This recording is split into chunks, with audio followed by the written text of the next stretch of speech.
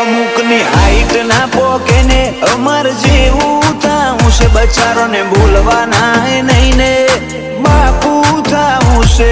Height ના પોકે ને અમર જેવું થાવું છે, બોલવાના નહીં ને દરબાર થાવું છે.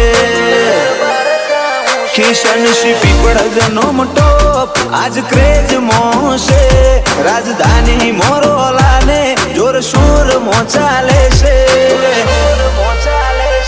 ચમ ના મળે અમને આ હુકુમત, અમે એના હકદાર છીએ.